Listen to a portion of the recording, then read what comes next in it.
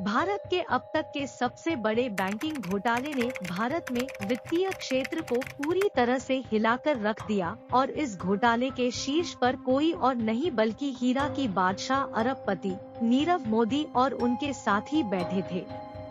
घोटाले की भयावहता 11,500 करोड़ रुपए लगभग 1.8 बिलियन डॉलर थी और यह मुख्य रूप से भारत में सार्वजनिक क्षेत्र के दूसरे सबसे बड़े ऋणदाता पंजाब नेशनल बैंक पीएनबी की मुंबई में एक शाखा में हुई थी। आइए हम इस सबसे बड़े घोटालेबाज की कहानी विस्तार से जानते हैं। शायद ही किसी ने नहीं सोचा होगा कि वैलेंटाइन डे पर साल 2018 बैंकिंग इंडस्ट्री के लिए हमेशा के लिए काला साल के रूप में जाना जाएगा। नीरव मोदी, जिसका नाम सुनकर जहन में सिर्फ देश के बड़े घोटालेबाज की तस्वीर सामने आती है। नीरव मोदी का जन्म जामनगर, गुजरात में हुआ था, परंतु उसकी परवरिश एंटवर्प, बेल्जियम में हुई। उसका परिवार कई पीढ़ियों से हीरो के कारोबार में रहा है। उन्हें बचपन से ही डिजाइनिंग में काफी दिलचस्पी थी। वह अपना डायमंड ज्वेलरी बिजनेस चलाते थे और विभिन्न देशों में अपने उत्पादों की बिक्री करते थे। उन्होंने Mumbai, Delhi, Hong Kong, New York, Macau और लंदन जैसे विभिन्न स्थानों में अपना ब्रांड नीरव मोदी भी लॉन्च किया। वह एक गुजराती परिवार से ताल्लुक रखते हैं।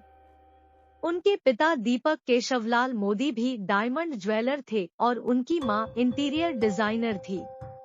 नीरव मोदी जैन धर्म का पालन करता है। उनका एक भाई निशाल मोदी है। उनके पिता अपने हीरे के कारोबार को बढ़ाने के लिए 1940 के दशक में बेल्जियम चले गए, क्योंकि यह देश हीरो के लिए प्रसिद्ध है। उनके मामा मेहुल चिनुभाई चोकसी भी एक बड़े व्यवसायी है और एक सबसे बड़ी branded jewellery company Gitanjali Gems Limited चलाते थे। उसके दादा चेन्नई और सिंगापुर में रहते थे और जब वह 19 वर्ष के हुए तो वह अपने पिता के साथ अपने चाचा के व्यवसाय में काम करने के लिए मुंबई आ गए। नीरव मोदी ने मुंबई आकर भाटन स्कूल में पढ़ाई की और फिर उच्च शिक्षा के लिए यूनिवर्सिटी ऑफ पेंसिल्वेनिया में दाखिला लिया। नीरव मोदी की शादी एमी मोदी से हुई है। उनके 3 बच्चे हैं, 2 बेटियां आपा और अन्या और एक बेटा रोहिन है। वे तब मिले जब दोनों पेंसिल्वेनिया विश्वविद्यालय के भाटन स्कूल में छात्र थे। हालांकि हीरा कारोबार में लौटने के लिए मोदी ने 1 साल बाद खुद पढ़ाई छोड़ दी थी। एमी जन्म से अमेरिकी नागरिक है। पहले से एक अरबती परिवार होने के बावजूद उन्होंने बच्चों को गुजरती तौर तरीके से पालने का प्रयास किया है और वे अपने घर में केवल गुजराती का उपयोग करते थे। उन्होंने Nirav Modi scholarship for excellence चलाया था, जिसने हर साल 250 छात्रों का समर्थन किया। भारत छोड़ने के बाद उन्हें न्यूयॉर्क शहर में एक JW Marriott Essex house sweet में रहने की सूचना मिली थी। साल 2010 में मोदी क्रिस्टीज और सोथबी के कैटलॉग के सम्मानित कवर पर प्रदर्शित होने वाले भारत के पहले जौहरी बने। नवंबर 2010 में हांगकांग में क्रिस्टी की नीलामी में नीरव मोदी के स्वामित्व वाले गोलकोंडा लोटस नेकलेस, जिसमें एक दुर्लभ 12.29 कैरेट गोलकोंडा हीरा, गुलाबी हीरे और अन्य एंद्रा कट हीरे थे, उन्होंने उन हीरो को चौंका देने वाली कीमत पर बेचा गया था।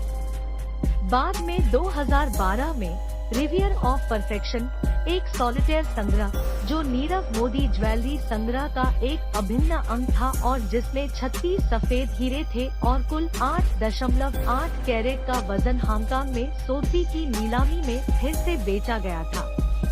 19 में नीरव मोदी ने मुख्य रूप से हाई एंड ज्वेलरी में विशेषज्ञता वाली फायरस्टार डायमंड इंटरनेशनल कंपनी की स्थापना की।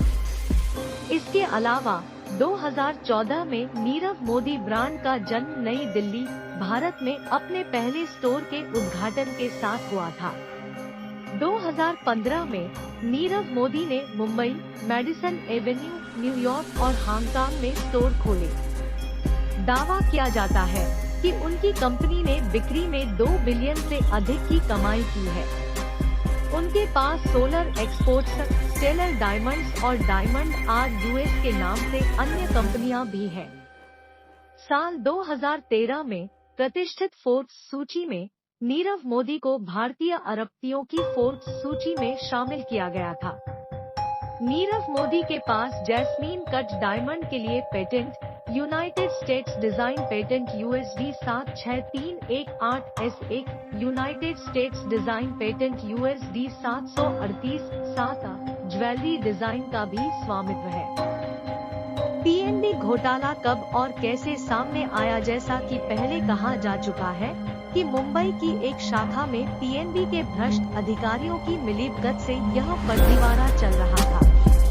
जब एक भ्रष्ट अधिकारी सेवानिवृत्त हुआ तो एक नए अधिकारी ने उसकी जगह ली, लेकिन इस अधिकारी ने नीरव मोदी और उसकी फर्मों से उन मानदंडों के अनुसार LOU देने के लिए जमानत मांगी, जिन पर उन्हें बताया गया था कि नीरव मोदी और उनकी फर्मों को कई सालों से बिना जमानत के LOU प्राप्त करने की आदत है। साथ ही जिन विदेशी बैंकों ने PNB के LOU के आधार पर नीरव मोदी और उनकी फर्मों को कर्ज दिया था, वे PNB के दरवाजे पर दस्तक दे चुके हैं। इस समय अंदर ही अंदर जांच शुरू हो गई थी, लेकिन ऐसे लेन देन का कोई रिकॉर्ड नहीं मिला क्योंकि भ्रष्ट अधिकारियों ने बैंक के CBS कोर बैंकिंग सिस्टम में LOU के रिकॉर्ड नहीं रखे थे। इस प्रकार 14 फरवरी 2018 को पंजाब नेशनल बैंक, दूसरा सबसे बड़ा सार्वजनिक क्षेत्र का बैंक, स्टॉक एक्सचेंजों, केंद्रीय जांच ब्यूरो CBI, भारतीय रिजर्व बैंक RBI और जनता को एक चौंका देने वाले धोखाधड़ी लेनदेन के बारे में रिपोर्ट किया। एक 40 करोड़ रुपए का नीरव मोदी घोटाला सुर्खियों में आया। 2018 में नीरव मोदी ने मैनहट्टन, न्यूयॉर्क में दिवालियापन संरक्षण के लिए आवेदन किया। मई 2018 में केंद्रीय जांच ब्यूरो CBI और प्रवर्तन निदेशालय ED ने उसके खिलाफ प्राथमिकी दर्ज की। ऐसा कहा जाता है कि मोदी अपने खिलाफ आपराधिक आरोप दायर होने से पहले देश छोड़कर भाग गए थे। जून 2018 में यह बताया गया कि मोदी ब्रिटेन में राजनीतिक शरण मांग रहे थे। मार्च 2019 में मोदी को ब्रिटेन के अधिकारियों ने मध्य लंदन में गिरफ्तार किया था। 2019 में स्विस अधिकारियों ने मोदी के स्विस बैंक खातों में कुल 6 मिलियन जमा किए। लॉस एंजल्स के उद्यमी पॉल अल्फोंसो को धोखा देने के लिए अमेरिका में कैलिफोर्निया राज्य द्वारा उन पर मुकदमा भी चलाया जा रहा था। PNB घोटाले को भारत के बैंकिंग इतिहास में सबसे बड़ा धोखाधड़ी का मामला कहा जाता है और इसकी कीमत 14 करोड़ रुपए से अधिक है। अब तक भारत में सरकारी अधिकारियों ने कई हजार करोड़ रुपए की संपत्ति कुर्क की है। मोदी का ब्रांड और भाग्य दोनों ही चरमरा गए हैं। घोटाले की साजिश काफी बड़ी थी और हालांकि जांच अभी भी जारी है। यह कहा जा सकता है कि घोटाले का नेतृत्व नीरव मोदी और उसके मामा मेहुल चोकसी ने पंजाब नेशनल बैंक के कुछ बैंक अधिकारियों के साथ मिलकर किया था। एक प्रमुख सार्वजनिक क्षेत्र के बैंक को धोखा देने के लिए इस भव्य लालची योजना के तौर तरीकों को समझने के लिए पहले लेटर ऑफ अंडरटेकिंग LOU शब्द को समझना आवश्यक है, क्योंकि PNB के भ्रष्ट अधिकारियों द्वारा नीरव मोदी एंड कंपनी को दिए गए अनधिकृत LOU थे। मोदी हजारों करोड़ों करदाताओं की गाढ़ी कमाई लेकर भागे। विदेशी बैंक भारतीय बैंकों की विदेशी शाखाएं लो देखते हैं और देनदार को ऋण देते हैं और LOU देने वाला बैंक गारंटी के रूप में रहता है कि यदि देनदार ऋण चुकाने में विफल रहता है तो बैंक उसे चुका देगा। जब कोई व्यक्ति लो की मांग करने वाले बैंक में जाता है तो बैंक गारंटी के तौर पर FD या उसके नाम पर संपत्ति के रूप में मांग करता है। साथ ही लो देने वाले बैंक द्वारा एक क्रेडिट लिमिट मंजूर की जाती है। इसलिए मूल रूप से लो ने अल्पकालिक उद्देश्यों के लिए से खरीदार का क्रेडिट दिया। इस घोटाले में जो हुआ वह यह है कि पीएनबी के भ्रष्ट अधिकारियों ने नीरव मोदी और उनकी फर्म को अनधिकृत लेटर ऑफ अंडरटेकिंग्स LOU दिए थे। ये लो बिना किसी जमानत के जमानत और किसी स्वीकृत क्रेडिट सीमा के दिए गए थे। मामले को बदतर बनाने के लिए इन सभी लेन देन को पीएनबी के कोर बैंकिंग सिस्टम CBS में नहीं जोड़ा गया, जिसका उपयोग रिकॉर्ड रखने के लिए किया जाता है।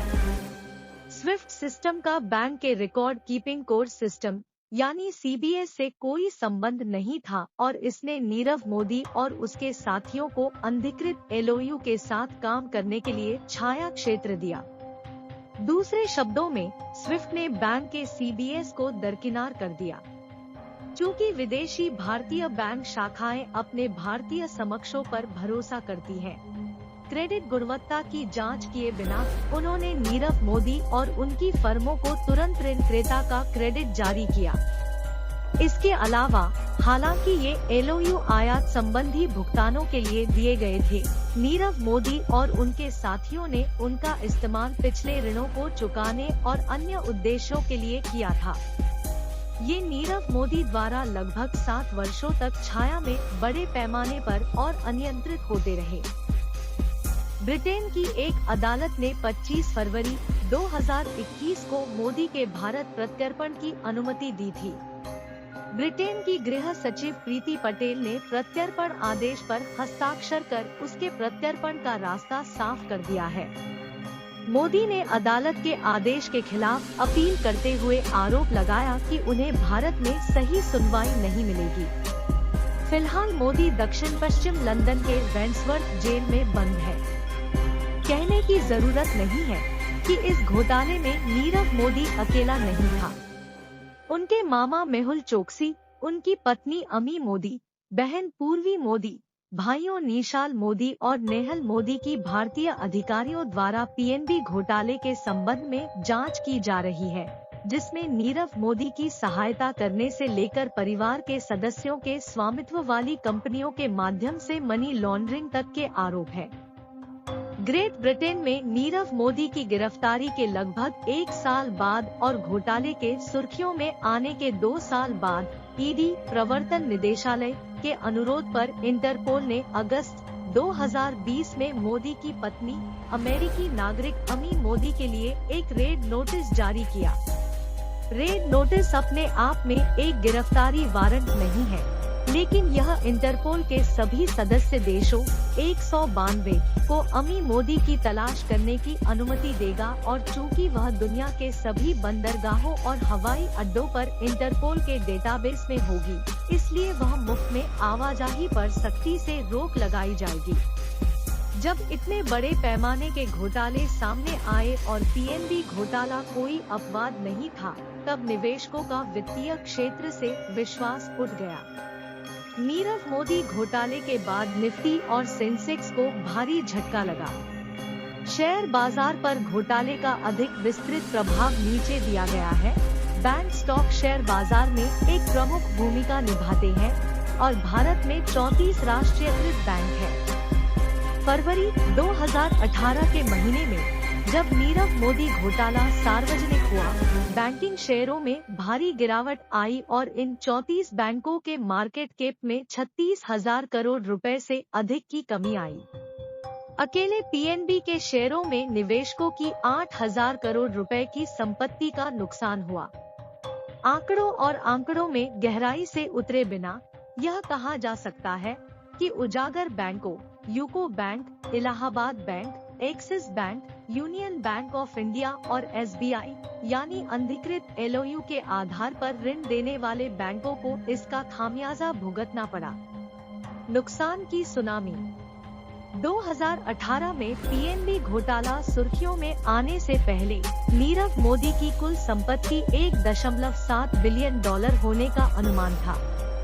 उपद्रव के सार्वजनिक होने के बाद उनकी कुल संपत्ति का एक बड़ा हिस्सा पत्तों की तरह गिर गया और फोर्ब्स ने भी उनका नाम अरबपतियों की सूची से हटा दिया। इस तरह एक अरबपति देश को चुना लगाकर अभी भी कानून की गिरफ्त से बाहर है। देखना ये होगा कि कब तक इस घोटालेबाज को सजा मिल पाती है।